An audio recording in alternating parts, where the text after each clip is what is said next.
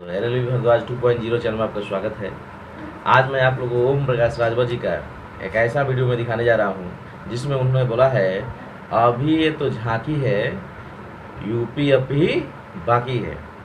ऐसा उन्होंने अपने भाषण में बोला है। और क्यों बोला है, कैसे बोला है, आज हम लोग इस वीडियो के माध्यम से देखते हैं, समझते हैं। चलिए वीडियो हम लोग देखते हैं। आज इलाहाबाद क्यों आए? हम कब से इलाहाबाद आए? पूरे उत्तर प्रदेश ही नहीं, पूरे देश के लोग इलाहाबाद आते हैं अपना पाप धोने। अब पाप धो के नहीं छोड़ देते, अपने चले जाते हैं। ये बात सही है कि नहीं सही? मैं सुनता हूं जब जब यहाँ कुंभ लगता है, यहाँ नहाने वही लोग आते हैं जो पापी लोग हैं।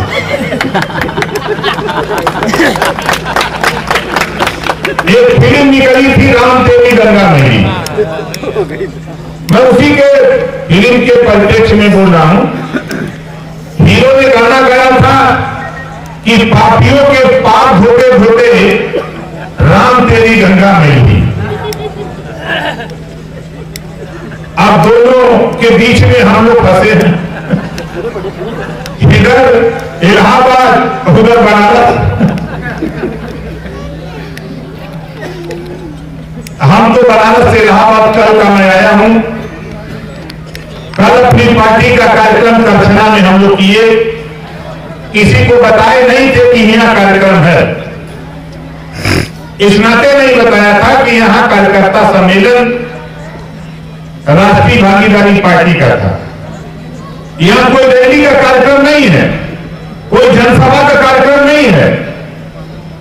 लेकिन आपको बता दूं साथियों, अपने एमआईएम के साथियों को बता दें, साथी उत्तर प्रदेश में 75 जिले हैं।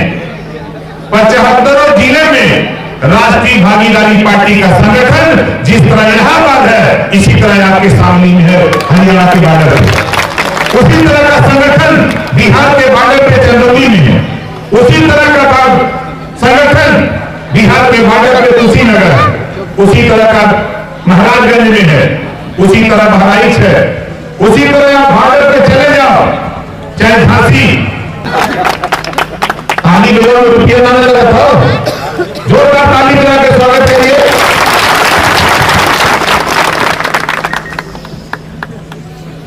और भारतीय समाज पार्टी के विषय में आप लोग जानते थे, हम 18 साल से एक एक वोट जोड़ के खड़ा किए। हम 75 जिले में जो स्थिति पैदा है, एक खेल हम लोग शुरू किए पिछले 16 दिसंबर को।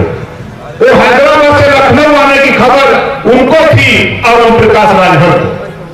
जब 9:30 बजे मैं अपने घर से निकला तो मैंने अपने छोटे वाले बेटे को और उनको कहा कि जरा ट्वीट करो कि ये T11 होटल है, उसमें ओम प्रकाश राजभर जी और ओवैसी जी का मिलन होने जा रहा है। अब ट्वीट होते ही इस कड़ाके की ठंड में पूरे उत्तर प्रदेश में आग लग गई। आपने देखा होगा 8 दिन लगातार जलता रहा टेलीविजन। जो कल तक हमारा आपका नाम लेने वाला नहीं था, चाहे एबीपी हो, चाहे आज तक हो, चाहे R9 हो, जितने भी राष्ट्रीय चैनल थे, सभी चैनलों पे एक ही आवाज चल रही थी कि ओम प्रकाश राजभर और ओवैसी जी का मिलन उत्तर प्रदेश की सियासत में भूचाल लाने वाला है। बताओ सही है कि गलत है? हम लोग खाली भीतर बतिया के भीतर रह गए, बाहर खत्म हो गई। अब उसके बाद थोड़ा ठंडाने लगा, हमने कहा कि फिल्टर नहीं ले आते। फिर मैंने कहा कि अब आप एक दिन और आ जाओ। कहा कहाँ आ जाओ? क्या आओ बनारस है, सब बनारस तो शुरू करते हैं, हम भी शुरू करें बनारस। बनारस बुला ली। 12 तारीख को जब वो बनारस एयरपोर्ट पर उतरने, संयोग देखिए साथी, राष्ट्रीय भागीदारी पार्टी के लोगों, गौर से सोचो, 1 घंटा पहले ओवैसी जी का हेलीकॉप्टर वहां उतर रहा है और 1 घंटे बाद अखिलेश जी का हेलीकॉप्टर आ रहा है। और टीवी वालों को बड़ा मजा आ रहा था उस दिन। मतलब पहली बार एयरपोर्ट से लाइव हो रहा था, एबीपी पे, ईटीवी पर, सारे चैनलों पर एयरपोर्ट पर आपको बता दूं, अपने जीवन में इतनी बड़ी भीड़ मैंने एयरपोर्ट पर कभी नहीं देखा था। मीडिया के लोगों ने भी कहा कि आजादी के बाद पहली बार एयरपोर्ट पर इतनी बड़ी भीड़। उस पूरी भीड़ में जहां 500 गाड़ियां लगी हो अपने नेता ओवैसी जी को देखने के लिए, हजारों गाड़ियां रोड पे नहीं हो, उस एयरपोर्ट पर 50 गाड़ी आप लोग साइड हटिए। अखिलेश जी का इंतजार कर रही थी। अब आप समझ लीजिए, मात्र 50 गाड़ी। हमारे बनारस के पूर्व विधायक माननीय सुरेंद्र सिंह जी हमारे बहुत बड़ा मित्र हैं, वो देखे तो आए, हमसे मिले, कहे महाराज आज तो हम लोगों का हवा निकाल देते। हमके भैया हम तो अपनी हवा बना रहे हैं, अब आपकी हवा निकल रही है तो हम क्या करें। अब एयरपोर्ट पर साथियों आपको बता दूं, जहां हजारों हजार का जलसा ओम प्रकाश राजभर ओवैसी के पीछे दीवाना था, वहीं 250 के आसपास अखिलेश जी के लोग दीवाने थे, 250। अब वो अपनी औकात देख ले। यही मुसलमान भाई बाजा बजाता है, पहले बाजा बजाते थे दूसरे का। बहारों फूल बरसाओ तेरा महबूब आया, ये बाजा बजाते थे कि बहारों फूल बरसाओ तेरा महबूब आया है। मैंने ओवैसी जी से कहा कि यार आपकी बिरादरी के लोग दूसरे का बाजा बजाते हैं, हम चाहते हैं कि हमारे साथ खाली आप खड़े हो जाओ, तेरा समाज तेरा बाजा बजाने लगेगा। ऐसा हो सकता है, हमने बिल्कुल हो सकता है। और 12 तारीख की घटना साथी उत्तर प्रदेश की राजनीति में अच्छे अच्छे बड़े नेताओं को दिवा स्वप्न होने लगा। ये क्या हो गया? मैं साथ में था, मैं खुद आश्चर्यचकित था कि घर जा रहे हैं लोग, कहां जा रहे हैं पता ही नहीं। नेता जा रहा है दिल्ली की तरफ, जनता जा रही है बिहार की तरफ। इतना रद्दा बता तो रहा हूं कि कम से कम लाखों नौजवान अपनी मोटरसाइकिल पे झंडा लेकर के एक नारा में सुनता था, देखो देखो कौन आया है, शेर आया है, शेर आया है। यही नारा पूरे बनारस जिले में लग रहा था। फिर कारवां थोड़ा आगे, हमने कहा बढ़ाओ भाई थोड़ा स्पीड बढ़ी। जब हम लोग पहुंचे कहां, तो जौनपुर, तो पता लगा कि और हालत खराब। उसके बाद जब आजमगढ़ एंट्री किए तो एसपी महोदय का फोन आया कि राजभर जी किसी तरह इनको लेके चले जाओ, हम लोगों के बस का नहीं है कि हम लोग संभाल पाए। ये 12 तारीख अभी जो बीता है, 12 जनवरी की घटना है, और 12 तारीख से लेकर आज 25 तारीख तक है। अब आज तक टेलीविजन पर आप देखते होंगे, जो भी डिबेट हो रहा है उस डिबेट में चर्चा अगर हो रही है तो वैसी और राजभर की चर्चा हो रही है। क्यों? हम लोग क्या चाहते हैं? भैया हेलो, ये बीजेपी के लोग सोचते थे कि ओम प्रकाश राजभर इस्तीफा दे के गए तो खत्म। अरे यार, ये ओम प्रकाश राजभर हम वो शख्सियत हैं कि बड़े बड़े पहलवानों को हम पटक के चढ़ बैठते हैं, पता नहीं लगता कैसे पटक दिए। हमारा वही साफ सुथरी बात है कि देखो, मोहम्मद साहब ने कहा है बेकस, लाचार, कमजोर, मजलूम लोगों की मदद करनी चाहिए। और मैं अपने मुस्लिम भाइयों से कहना चाहता हूं कि देखो, प्रेमचंद प्रजापति, ओम प्रकाश राजभर, राम सागर बिंद, रामकांत कश्यप, बाबू सिंह कुशवाहा, कृष्णा पटेल, अनिल चौहान, इनसे कई हजार गुना ताकतवर मायावती, अखिलेश और सोनिया ये लोग हैं। आपका नेता, मुझे तो गर्व हुआ जिस दिन भाई ओवैसी जी से बात हुई कि भाई मैं अपनी पार्टी लेके आपके साथ आना चाहता हूं। हमने कहा कि आओ, हम थाली सजा करके तेरे आरती करेंगे, आओ उत्तर प्रदेश में हम दिखाते हैं। आप अगर 10 लोग रहोगे तो 1000 हम हम हिंदू भाई के साथ तेरे साथ आगे आगे चलेंगे, खाली आप पीछे पीछे रहना।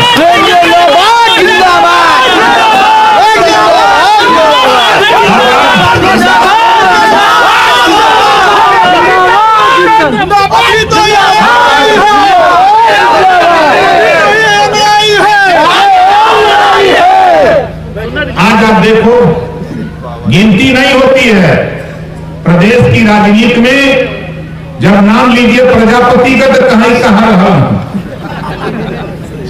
कहने वाले लोगों भी तो ये झांकी है, अभी इलाहाबाद झांकी है, पूरा उत्तर प्रदेश अभी बाकी है। अभी तो ये खाली एक कामाहन पे प्रेमचंद जी के आए हैं लोग। जिस दिन 9 पार्टियों के लोग आएंगे तो बताओ कहीं जगह मिलेगी? नहीं मिलेगी। और जिस दिन हम रैली करने निकलेंगे, यही आए हुए लोग,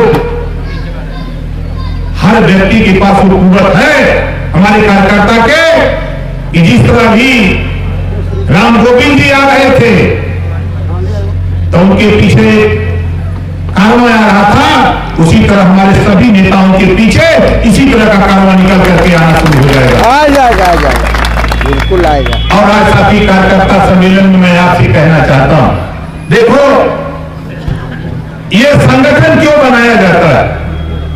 किसी काम को संगठित होकर करने के लिए संगठन को बनाया जाता है, किसी लक्ष्य की प्राप्ति के लिए संगठन तैयार किया जाता है। हमारा लक्ष्य क्या है? भागीदारी संकल्प मोर्चा का उद्देश्य क्या है? प्रेमचंद प्रजापति जी, बाबू सिंह कुशवाहा, कृष्णा पटेल, क्या उद्देश्य क्या है? हम लोग बहुत साफ साफ चाहते हैं फैसला देने वाले जज मालिकों उत्तर प्रदेश में ही नहीं पूरे देश में बाबा साहब डॉक्टर अम्बेडकर जी ने हमको आपको एक पावर दिया है। वो पावर है वोट का, वो पावर है वोट का। इसी ओर से उत्तर प्रदेश में देश में सरकार बनती है और इसी ओर से उत्तर प्रदेश और देश में सरकार गिरती है। ये पावर हमारे आपके पास है। बाबा साहब डॉक्टर अम्बेडकर जी ने जब ये वोट का पावर आपको दिया तो बाबा साहब डॉक्टर अम्बेडकर जी ने ये सोच के दिया कि जिस दिन ये हमारा समाज, वंचित समाज, गरीब, कमजोर, मजदूर, जिस दिन ये चेत लेगा, वोट की कीमत पहचान लेगा, उसी दिन अपने बेटे को डॉक्टर मर्चेंट इंजीनियर कलेक्टर बनाना शुरू कर देगा। लेकिन अभी तक हम क्या करते हैं?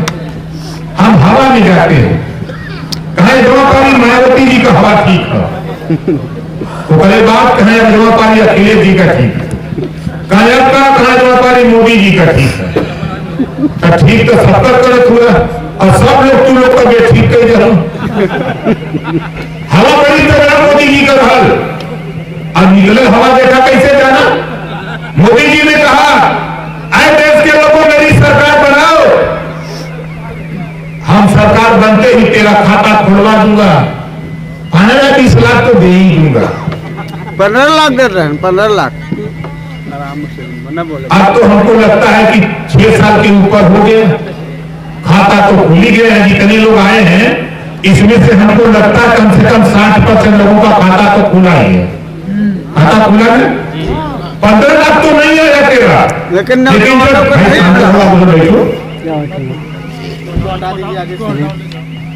सचिन देखो उनको पहुंचा दो जहां पहुंचाना है। 15 लाख तो नहीं दिया, लेकिन लिया क्या?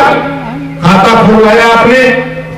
जब आपने पासबुक लेने आप गए तो 500 रुपया हर खातेदार से लिया गया कि नहीं? बताओ हमारी मां बहने 500 लिया गया है? 15 लाख नहीं है तेरे खाते में, लेकिन तेरा 500 रुपया 500 करके कई अरब रुपया तेरा लूट लिया मोदी जी ने।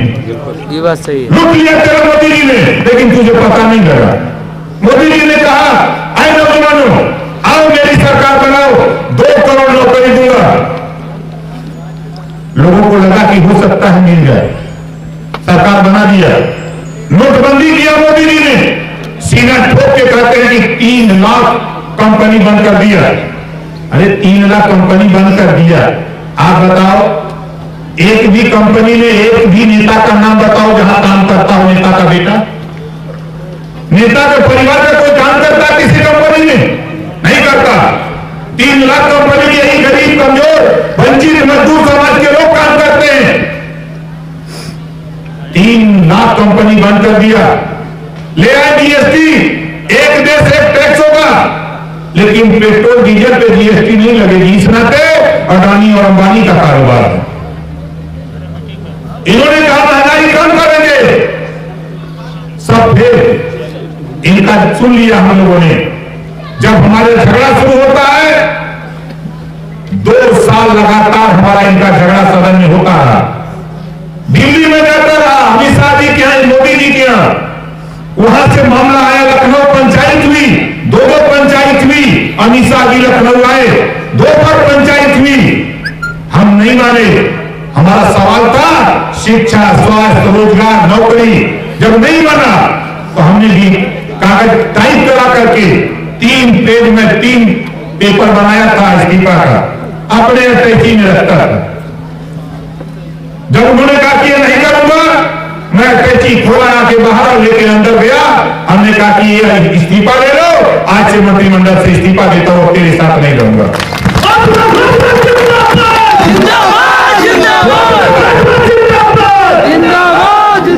मैं छोड़ के चला आया तो लोग सोचे कि अब खत्म, लेकिन अब क्या हो गया? अब पसीना छूट रहा है।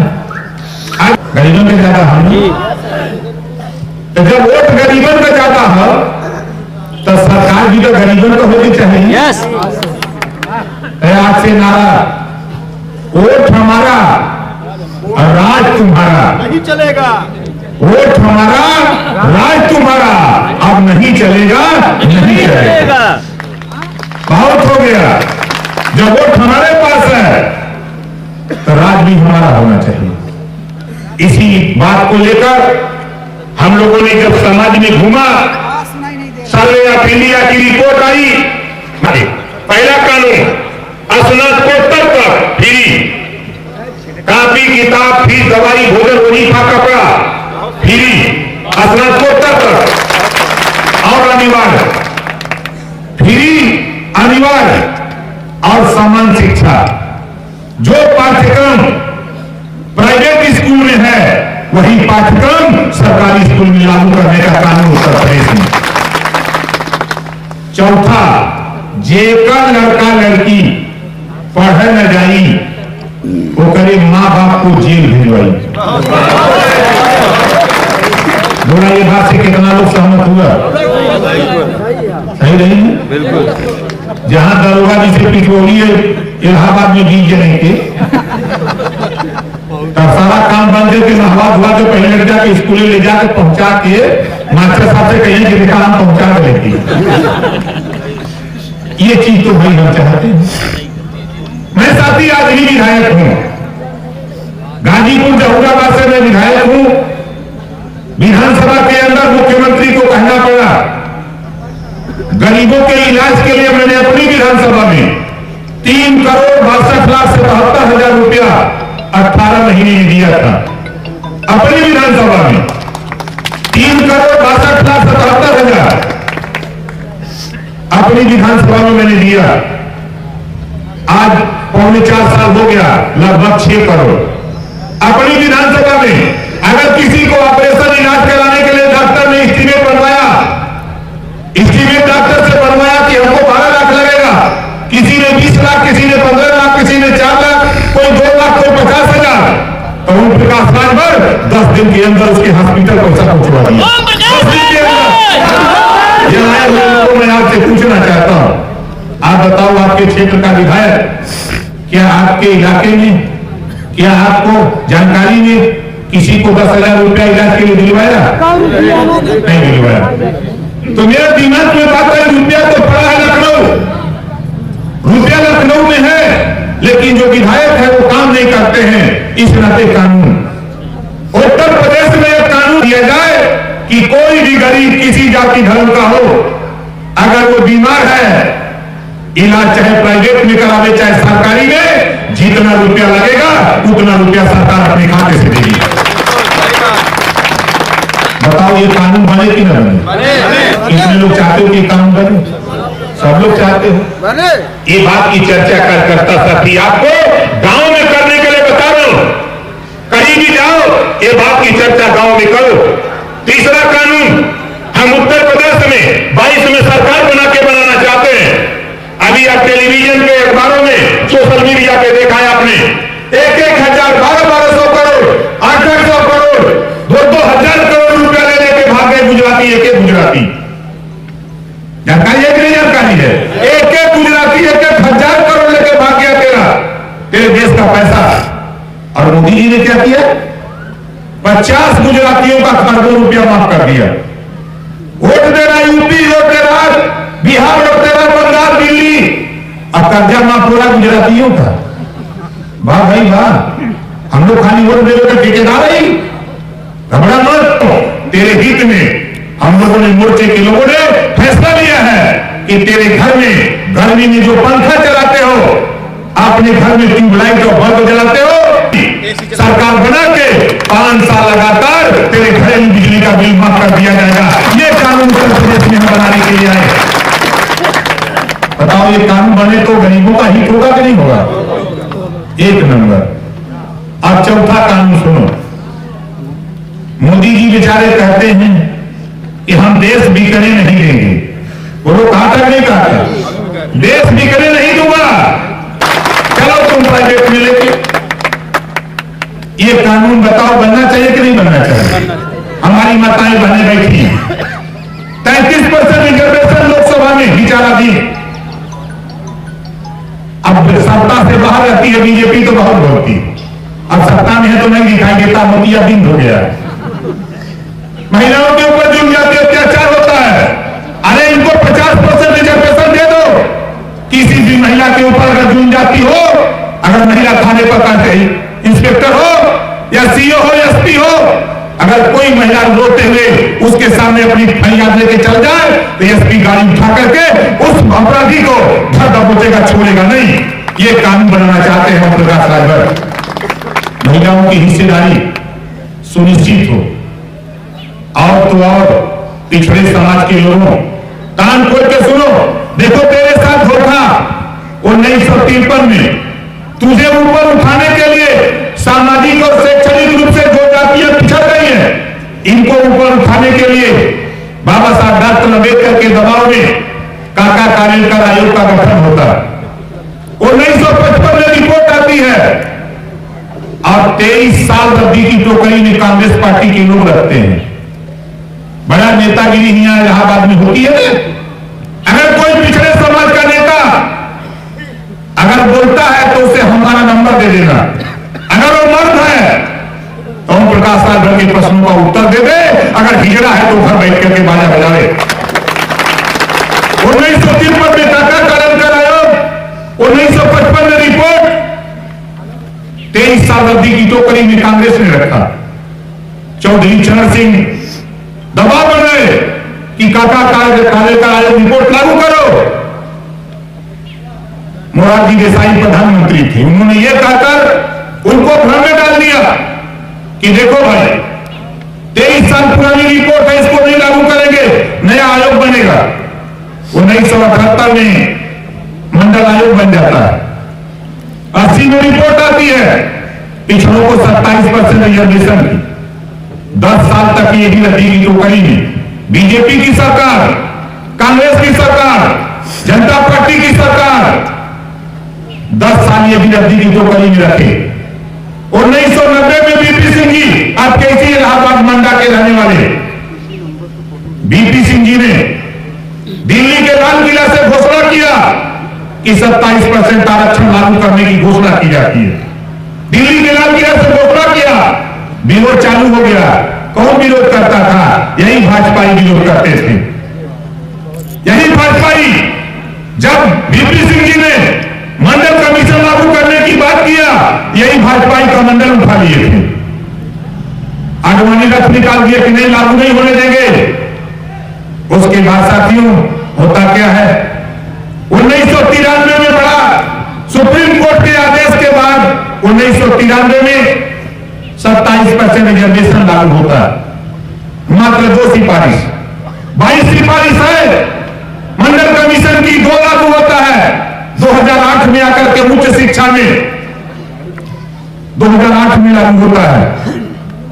अब आगे क्या खेल देखो, 28 साल हो गया, 28 साल से पिछड़ों को रिजर्वेशन और ये पिछड़े समाज के लोग आंख मूंद करके बीजेपी को वोट देते हैं।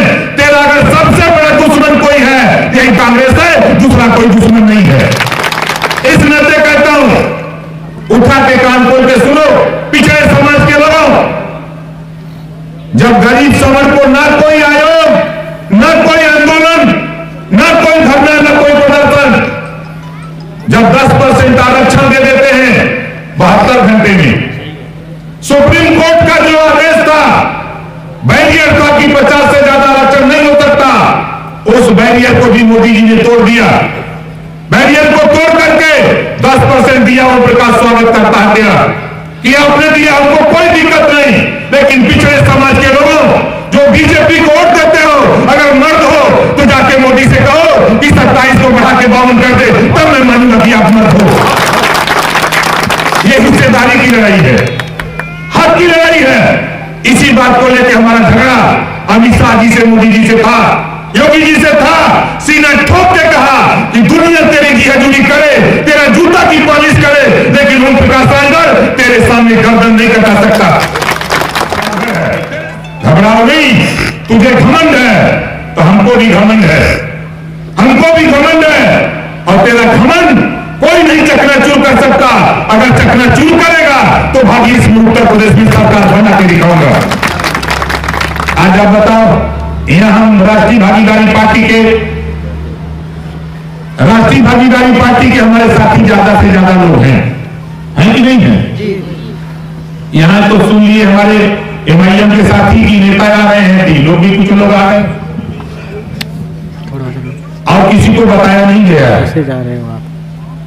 इलाहाबाद में जिस दिन ओम प्रकाश राजभर, बाबू सिंह कुशवाहा, ओवैसी जी, प्रेमचंद प्रजापति जी, राम सागर बिन, रामकरण कश्यप, अनिल चौहान, जिस दिन इनका ऐलान होगा खाली परमिशन मिल जाए तो बता रहा हूं कि पूरे पूर्वांचल में आग लग जाएगी, खाली एक कार्यक्रम का परमिशन मिल जाए।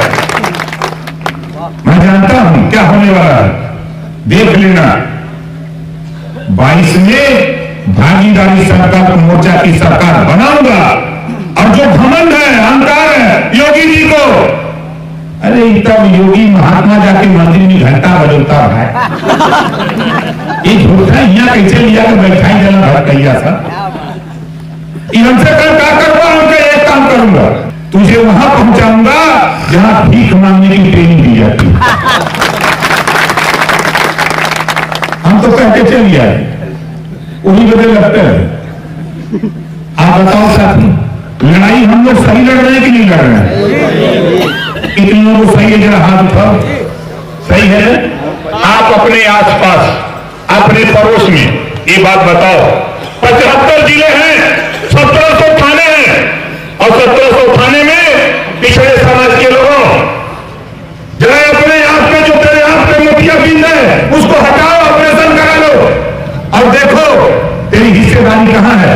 तेरा नेता जो वहां बैठा है वो तेरा नेता गुलाम है, गुलाम, लोडर। क्या है? लोडर। उसकी हिम्मत नहीं है कि मालिक के सामने कह दे कि 1700 थाने हैं, हमारी हिस्सेदारी दे दो, 75 जिले हैं, हमारी हिस्सेदारी दे दो, 18 कमिश्नरी हैं, हमारी हिस्सेदारी दे दो। और बात नहीं है वहां 403 MLA उत्तर प्रदेश में, सदन के अंदर हमारी पार्टी से मात्र 4 MLA एक तरफ, 399 MLA एक तरफ होते थे, लेकिन सदन में भी ओम प्रकाश राजभर शेर की तरफ खड़ा होकर के दहाड़ता था कि खबरदार, हिस्सेदारी की लड़ाई है। जब मैं पिछड़ों के छात्रवृत्ति के सवाल पे आवाज उठाता था, यही बीजेपी के पिछड़े समाज के लोग हमारा विरोध करते थे। कई पिछड़े समाज के लोग जो पिछड़ी जाति के बच्चों को, वही सामान्य वर्ग को 51,000, अनुसूचित जाति को 51,000, और जब पिछड़े समाज के लोगों को छात्र पदपूर्ति देने की बात आती थी, 8,000, 10,000, 12,000, 15,000, 20,000। मेरी लड़ाई तो सिर्फ इतनी थी कि जब सबका साथ सबका विकास की बात है तो आप 51,000 देते हो, कोई दिक्कत नहीं।